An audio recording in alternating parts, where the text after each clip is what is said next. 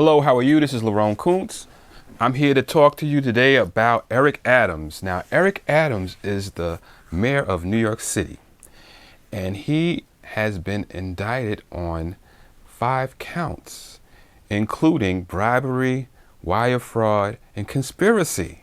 These are very serious charges, federal charges against the sitting mayor of New York City, Eric Adams. Eric Adams is the first sitting mayor ever to be indicted while in office.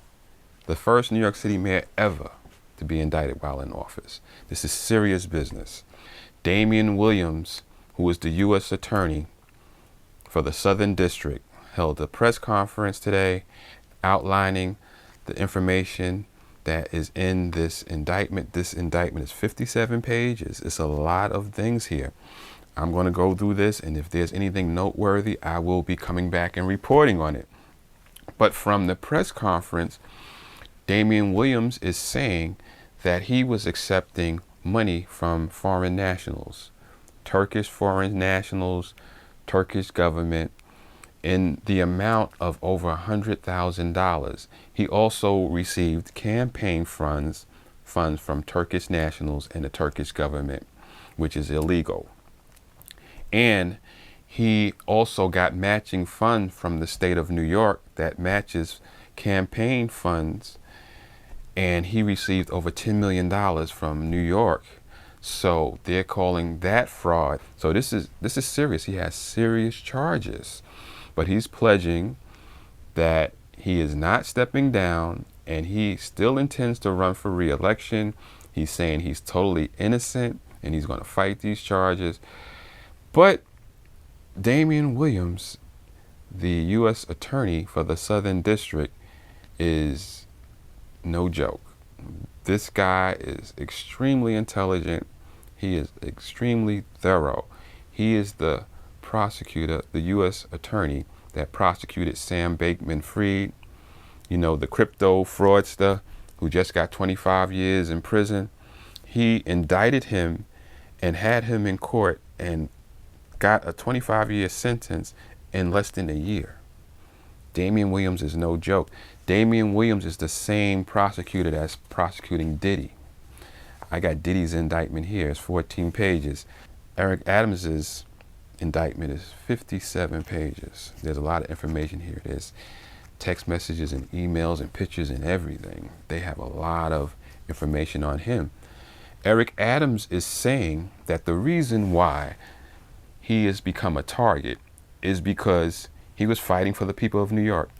When the migrants came to New York and flooded New York City, and the city had to go into overdrive and fund all of these migrants' healthcare and housing and food and education, everything that is bankrupting New York City.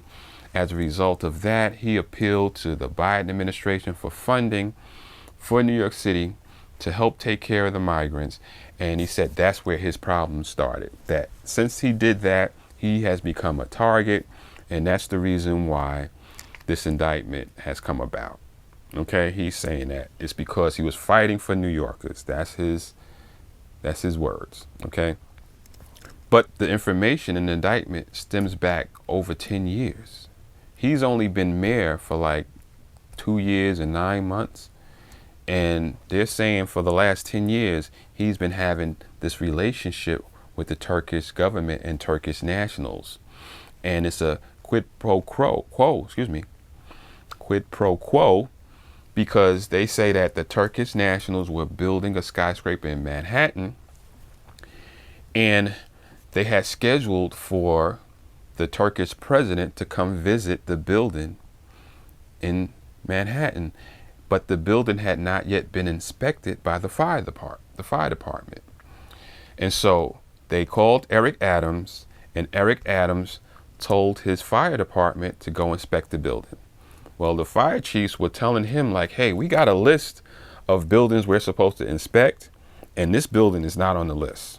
Okay, so it's not fair for us to just skip the line and have the fire department go in and inspect this building and tell the other people they have to wait. And they also said, and even if we do inspect the building is not ready.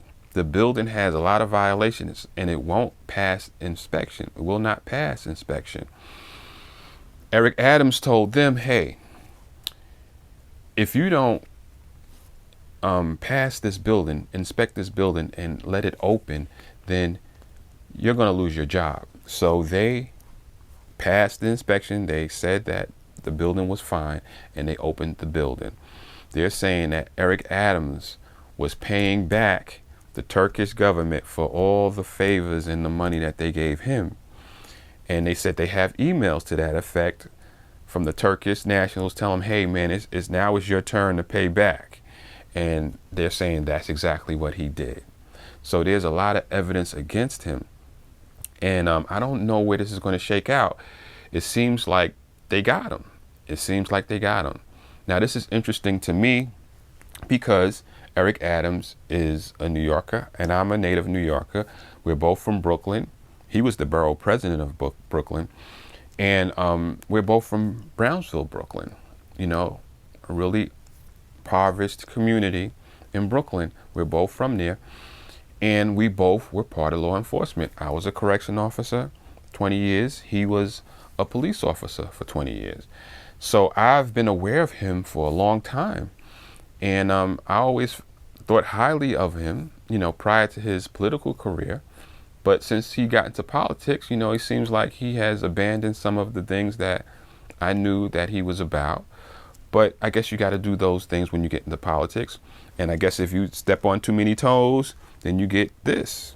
I guess they've been watching him for a long time and they had the goods on him. And once he stepped out of line, I guess they said, hey, well, give this information to Damian and let's see what happens. And Damian, like I said, he's a very thorough guy, very competent, and he compiled this indictment, got the indictment, and now Eric Adams is on the hot seat. So let's just think about this for a minute. Eric Adams, a man from humble beginnings, public servant, police department, 20 years, becomes a politician. He was a state senator. Then he was the president, the borough president of Brooklyn for 2 terms. And then he rose to the level of mayor of New York City. That's a great story right there. How does a man like this get involved in something like this, where he is being accused of accepting bribes from a foreign government, being accused of conspiracy and wire fraud? How does a person like that, from humble beginnings, get into the situation that he's in? This is a result of a person from humble beginnings that has worked in public service, who has served the public for decades. And what happens a lot of times with people like this, not all, but this is what happens when they get caught up in this. They have done so much for so many, they get to the point where they say, what about me? What about me? When is it my turn? They're rubbing shoulders with millionaires and billionaires, going to fundraisers, parties, events. You know, he just gave the key to the city to Diddy, right? So he's rolling with Diddy and people of that level, you know. So he's seeing all of this luxury and all this wealth, and he's a public service servant, and he's saying, when is it my turn? I've done a lot of good work.